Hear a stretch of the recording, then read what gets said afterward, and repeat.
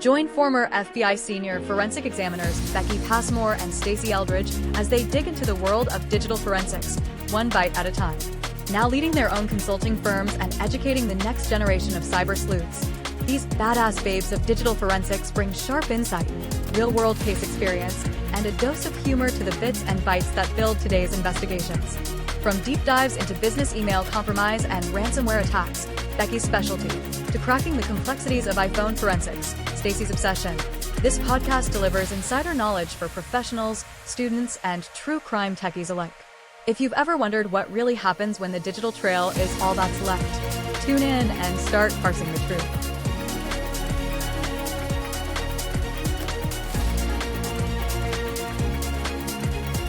Hey everybody, I am Stacy Eldridge, co-host of Parsing the Truth. And I'd like to welcome with me your other co-host, Becky Passmore. Hello everyone. Becky and I are so excited to be starting this new podcast, Parsing the Truth, one bite at a time. And this podcast is maybe going to be a little bit different than what you're expecting because we're going to do a little bit of everything. It's not just going to be a digital forensics podcast where we talk about like how to dig into the artifacts or what software you should be using. We're also going to get a little bit into the true crime world as well. We're going to talk about some of those cases that are going on in the news right now that are in trial or have recently been in trial. And we're going to even talk about some of the cases that we have worked in the past, but we're going to do more than that. Becky, do you want to tell them a little bit more about what we want to do with this podcast? Yeah, so we want to make sure that our listeners know if this is the field that you want to get into, digital forensics, cybersecurity, incident response, some ways to do it.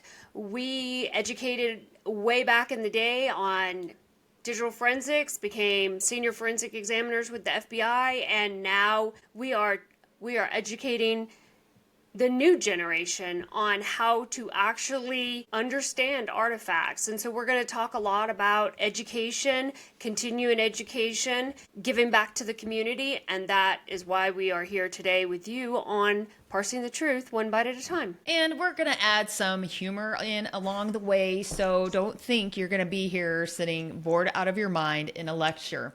I think I'm hilarious. You can let me know later if you guys agree or not. But one of the things we wanted to do in this first episode was tell you a little bit more specifically about our background and experience, our training and education, so you know that we actually do know what we're talking about. We're not just making this stuff up, and we are very credible and knowledgeable, and we have a long list of letters behind our names. And so Becky is going to kick us off. And Becky, tell us about you and how you got started and all the awesome things you've done to date. Thanks. A little bit about me. I started at the FBI in 1997. I know that's a long, long time ago, especially since Stacy and I are just 25 years old. But yeah, we were so I child started prodigies, right? In the FBI at like 5 years old. Amazing. Amazing. And we are still doing this. So I started in 1997 as a file clerk. Next thing I know, I wanted to go back to school and work towards a more meaningful career with the FBI. And I had an FBI agent who was the recruiter who brought me in tell me I would get a degree in computers because that's where crime is headed. And he told me that. You got an insider tip. I did get an insider tip. And I saw him last Friday at the Retired FBI Agents Association. He's probably in his mid-70s, looks the same, acts the same, just as nice a guy today as he was back then, but gave me the best advice. Get a job, get a career in computers because that's where crime was headed, and he could not have been right in that situation, more right in that situation. So I went back to school and I got a degree while working full-time in information technology, a Bachelor of Science in Information Technology.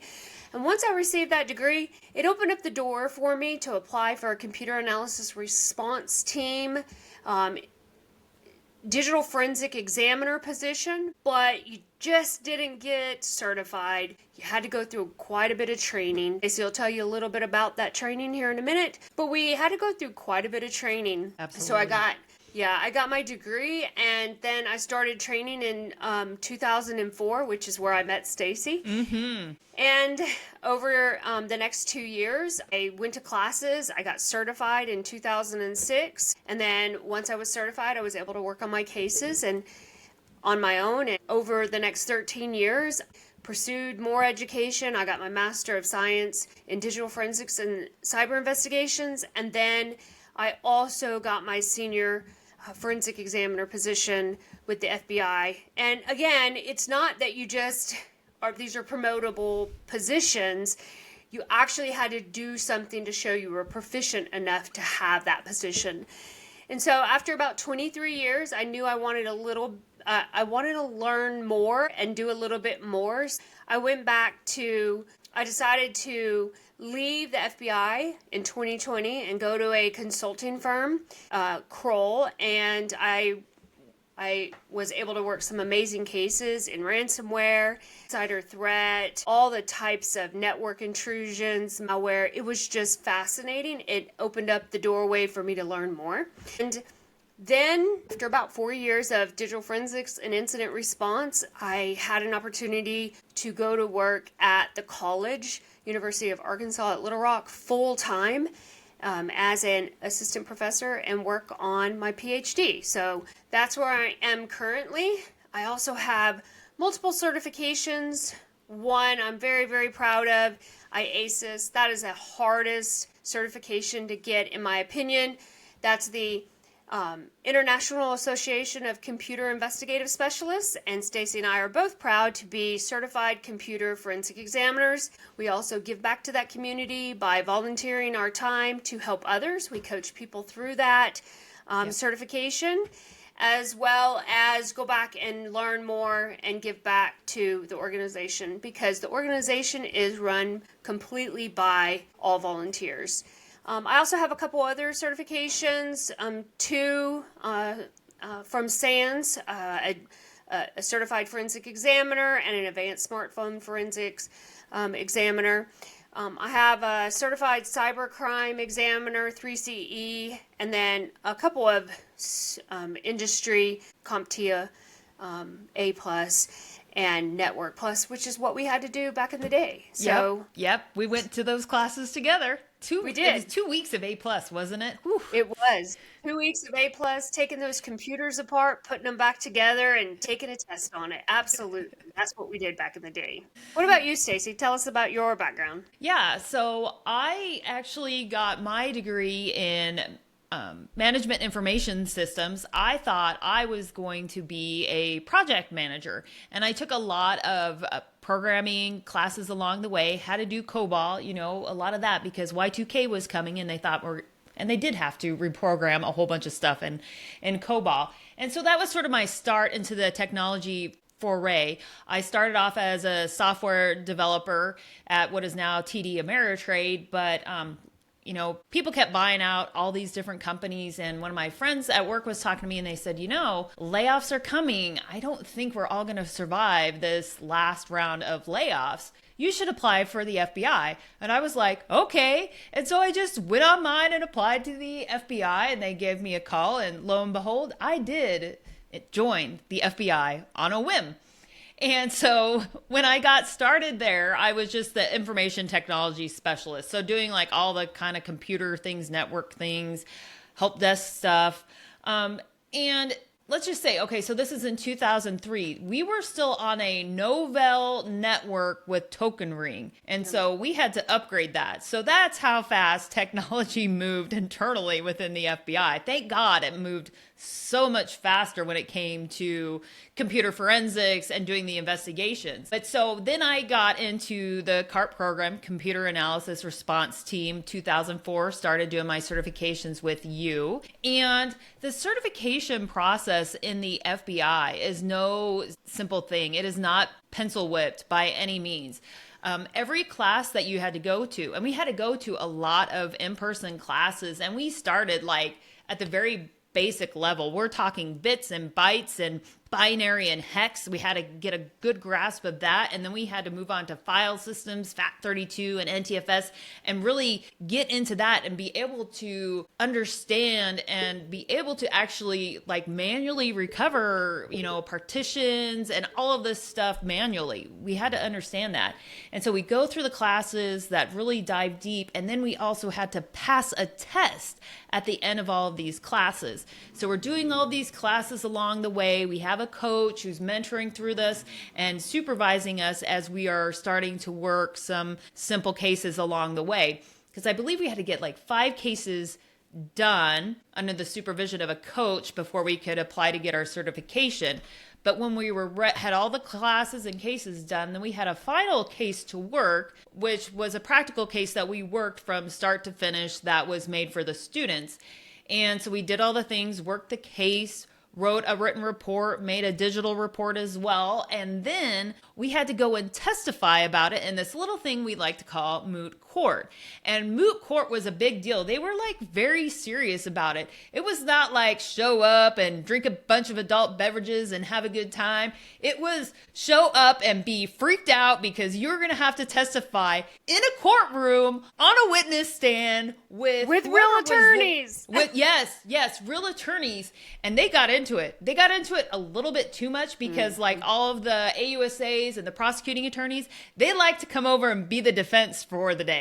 And so it was quite a sweaty moment for many of us trying to get our certifications. And I love that everybody took it very seriously. Like everybody wanted to pass. We wanted to give a good testimony. We didn't want to like scrape by the skin of our teeth.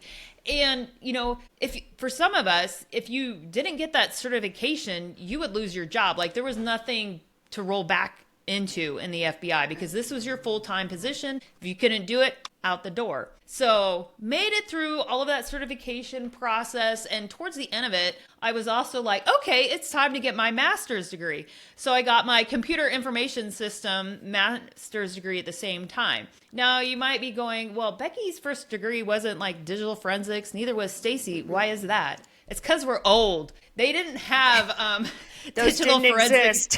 It didn't exist. It wasn't a thing. And so you're going to find that people in our age group are going to say that. Like we had some sort of generic computer degree. But now, these days, you can go and get those much more specialized degrees. And then, Becky, your PhD is going to be in what? My PhD will be in information science. So, yeah, it's again very generic, but it just covers a wide range of computer science, information science. Mm-hmm. But I would say there's not a whole lot of PhD programs out there that are focused on digital forensics, incident response, or even cybersecurity. There are master's degrees, but not really PhDs. Yeah. And then when you're done, are we going to call you Dr. Becky or Dr. Passmore? We're still just going to call me Becky. Okay. Well, I might call you Dr. Becky, just for fun. Okay, Dr. Becky. Okay. So anyways, to wrap up my, training, education, and background sort of thing. So along the way, I did pick up lots of different certifications. Becky mentioned the CFCE. One of my more recent certifications, also from IASIS, is the ICMDE. That is the IASIS Certified Mobile Device Examiner. And so how hard was that? That was so hard. It was the hardest test I have ever taken in my entire life. I had like 36 hours. No, it wasn't 36 hours. I wanted 36 hours. It was 24 hours. And let me tell you, I did not sleep a lot that night because there was a few questions. I was just like, what are the answers to these? And I really wanted to get them. And then I'm going to have to recertify on that. So we should also mention, like with IASIS, that certifications are a big deal because when you recertify, it's just not putting in your continuing education credits and classes. You have to do another test all over again. And to be able to recertify, you still have to be doing the work in the field, which is why you and I both obviously have a consulting firm as well as teaching and education. But I recertify on my CFCE this year. Yeah, I'm due too. Ooh. And you only get 2 shots. It's not like you get to do it 10, 15 times till you pass. I've never had to retake, so I'm assuming if you retake, it's a different exam. You don't get like a second try on the same one. I don't know. I hope we pass on the first one. We don't have to worry about that. I am always paranoid, though. That is my too. paranoia. I'm not going to pass my certification. And maybe that tells you how I work. Like 110% in, I want to get everything right. I don't want to miss anything. And I don't want to just barely pass my certification. I want to pass it by a lot. But looping back to what I've done, I was in the FBI for 10 years, and Becky and I calculated we've worked well over 1,000 cases between the two of us in our time just in the FBI.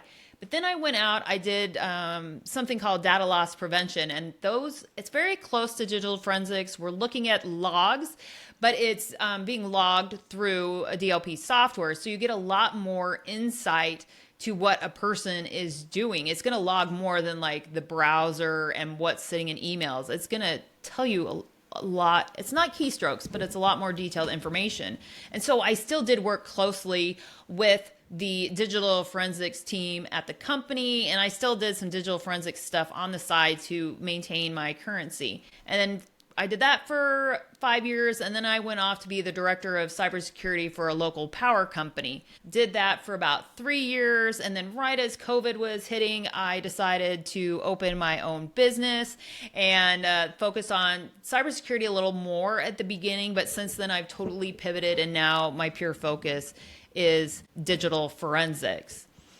And let's see, I have a few more certifications. Let's see, the GSEC, that's the cybersecurity one, the GCFCE, I'm horrible. If I was on the witness stand, they would be pounding me. GCFE. Thank you, Becky. I have that one. Because I'm GCFA. Yeah.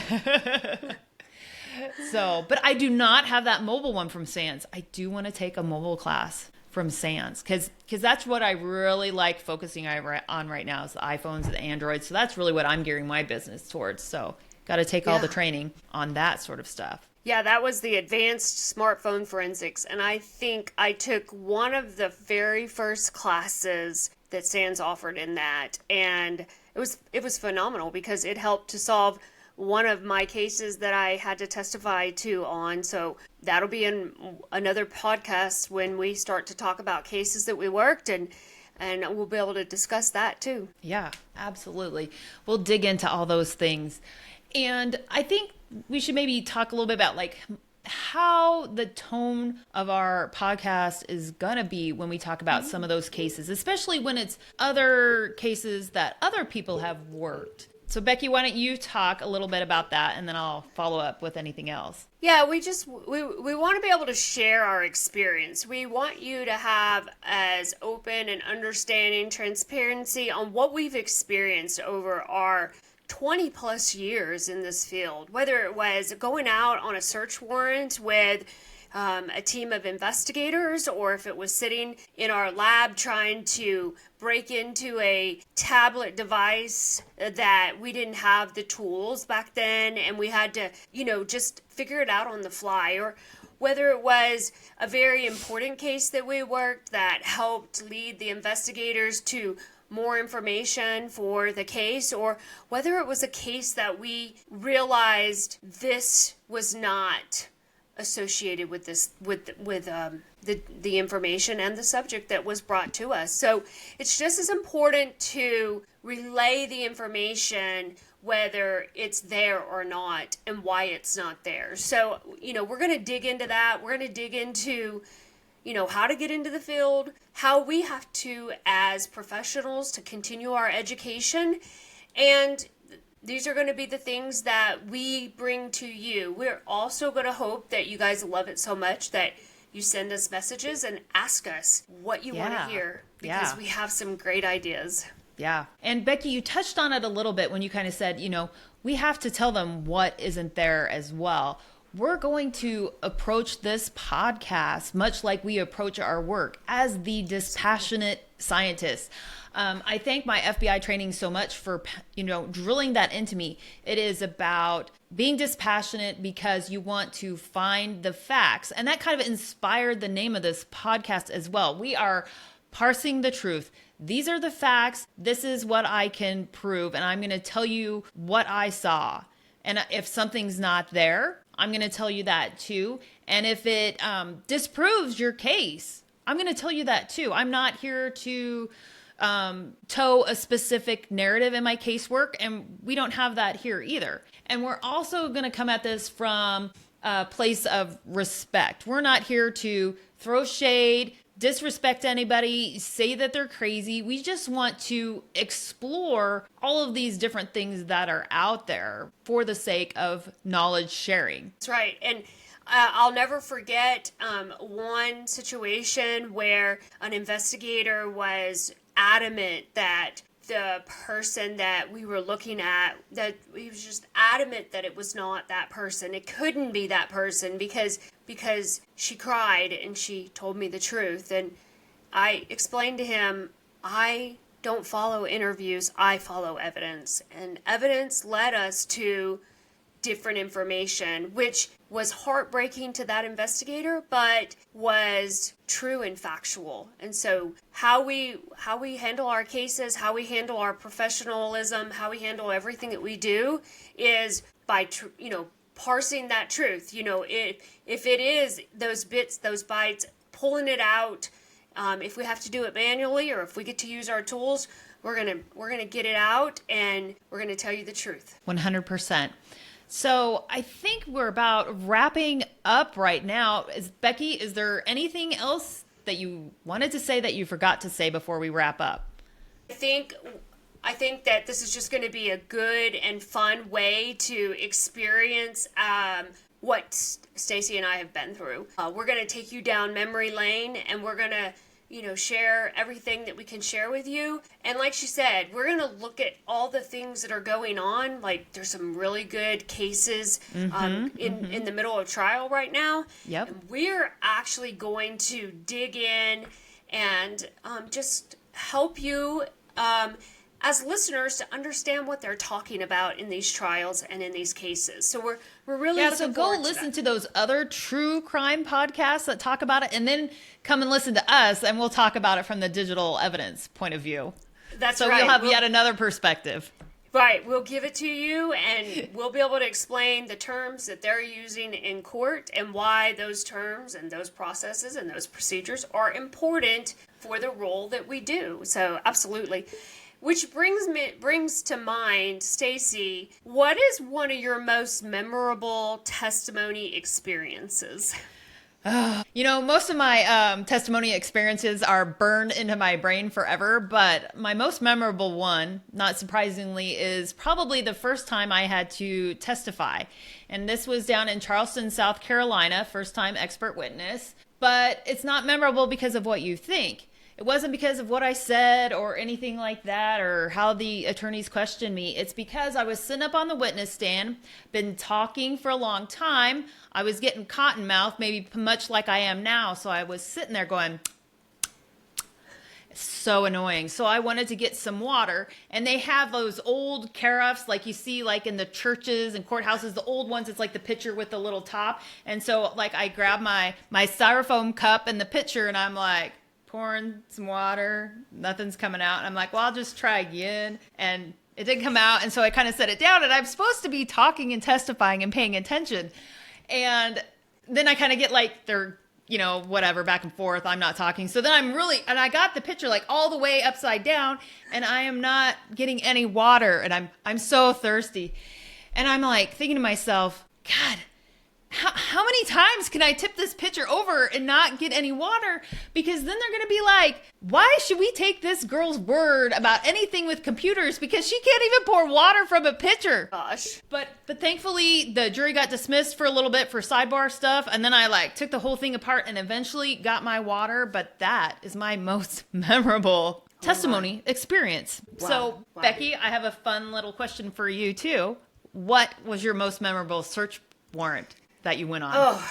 Oh gosh, we had quite a few, but I will say the very last one, my very last one that I got to do before leaving the FBI, I was called out to help out with a search warrant because I was the only examiner available at the time because there was quite a few things going on, and we were dispersed, and so they called me out, and during search warrants as civilians, as Oh yeah, we should clarify, like Becky and I did not have guns. I know if I would have had a gun, I probably would have shot all the computers, so it's probably good I was not a special agent. Right. That's true, me too. So we would have to wait until it was secured location, and we worked with some amazing agents who always took care of us. So the situation was the subject was not home, and so they played a few ruses to try and figure out where he was, and then they told us to go ahead and execute. So the team I was with went to execute, and then there was a team to go and find the subject. And so the agents, made the location safe, and the agent that came out to get me with my bags of stuff going in, he was actually a cyber agent. So he knew how to assess a computer, make sure it was taken care of. And so he led me into the house and back to the back room where he was explaining to me the whole way. There's a lot of computeral peripherals on the floor and storages, and I saw the laptop. It's up and running. I just shut it down just a little bit so that no one would mess with it. And so I'll take you to it. And so we're walking in the room, and I'm assessing the room like a normal person in my field does, and realizing what is in that room. And we walk towards the laptop, and he said, "Here's the laptop." And I was recognizing there were things hanging out of the laptop, like some storage devices, some thumb drives. It was plugged in, it was on. And the next thing I know, he lifts the screen. And as he lifts the screen, I see nothing but red lines. And our subject had remoted in and started deleting the data on the computer. Oh, no. We said a few choice, colorful words and started yanking things off of the laptop and getting it to where it was no longer connected. Went to find the internet, called the case agent. The case agent said the subject was not at the house they went to. And we said, maybe you should check again because he's remoted into the laptop and he was deleting here. They went back and checked again, and he came down the stairs basically laughing in their face. Good thing is, and you know as well as I do, did they forget there was a second floor? Oh. Yeah. Deleting data is not getting rid of evidence. No. So we recovered everything that he awesome. decided to remote in and delete away. So that was one of my most memorable ones, and I'm sure throughout this podcast we'll talk about more. Yeah. Well, I do have a follow-up question. So that cyber agent, did he happen to notice what was on that screen before he just closed it a little bit? Or was it normal, or what did he notice, right? Yeah, it didn't take that long to go between the two places. Right. But what happened was when we hit the house, they secured the house. He had a video watching the house. And so he was remoting in. As soon as. Yeah, I was just wondering if you're going to be able to give that cyber agent a hard time and be like, hey, maybe you should have yelled for me to come when you saw that stuff was being wiped off the computer. Interesting enough, when we moved the screen to where we both could see it, he was like, oh my gosh, because it was not doing that when he shut the screen. And okay. So he's innocent there. All right, that's good. He is. Yeah. All right. Well, that is it for the first full-length episode of Parsing the Truth, one bite at a time. And we're going to try to post about every week something new and exciting for you guys to listen to. So thank you for joining us, and we look forward to sharing our stories with you again soon. Stay safe. Thank you. All right. Bye. Bye now.